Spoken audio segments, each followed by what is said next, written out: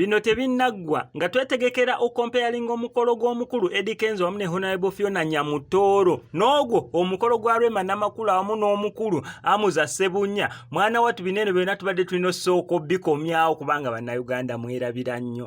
naye nga mubiwulira omukolo gwa Rwema Namakula tukkirize tugaane omukolo gwali masavu meereere gali amasavu gaali tegokya bulanga gatokota butokosi kati eyo yensonga lwaki nkyatiddemu soko comparing omukolo gwa Rwema Namakula n'ogwa Eddie Kenzo olw'ensonga gye nakubuuliddeko mu busitole bwaffe awo obuyiseewo nti tetunaabeera nga tufuna full detailed highlights ku biki ebyabaddewo ku mukolo gw'omukulu Eddie Kenzo highlights zonna ne details tuli muzifuna mpola mpola bits by bits baagala tusaavingawo kasavu kanyama so njagadde osooka obbazaayo memories ziddemu zibeere fresh tugende okukola composition nga buli omu ategeera bulungi ki ekyaliwo mazima ga Katonda ebyagundi nga bizze wano ebyagundi nga bizze wali omukolo gwa Rwema Namakula gaali masavu meereere nzijukira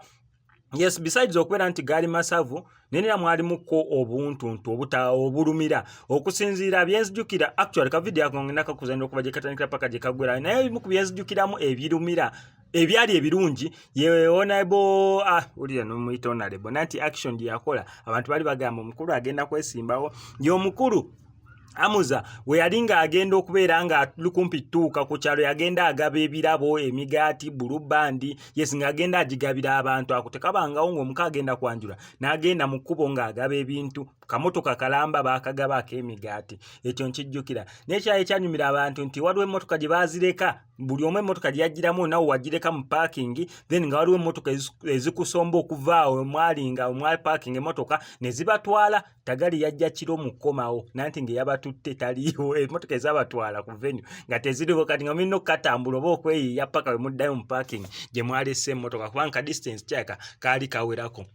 naye nga highlights z'omukolo gwa Rwema Namakula nga we zaali gwe guno saagala mutuuke nga mulimu akalumira musooke muzirabe bulungi nnyo then oluvannyuma tujja gukomparinga n'ogw'omukulu Eddie Kenzo ka video keeka naye nga sinabeeranga nkakuteerako mikankusaba subscribe nga no SMX Media tojja kubeera mu missing updates naddala nga zino naddala bwali yeesunze okubeera ng'olaba highlights z'omukolo ogwo SMX Media still tutambula ne Sheikh Shafik Mukasa avuddeyo kubeera nga bambi akuwonya ebizibu ebyenjawulo nga akulombera dduwa yes onagenda beera nga akulombera edduwa gwe yasiraana tolina mukisa by'okola tebitambula bwe sente zikuyita mu ngalo oli wabweru wa Uganda oba oli mu ggwanga erya Uganda ajasobola bulungi okubeera nga akulombera edduwa mukubireko ku enamba y'essimu ebisigadde obimulekere.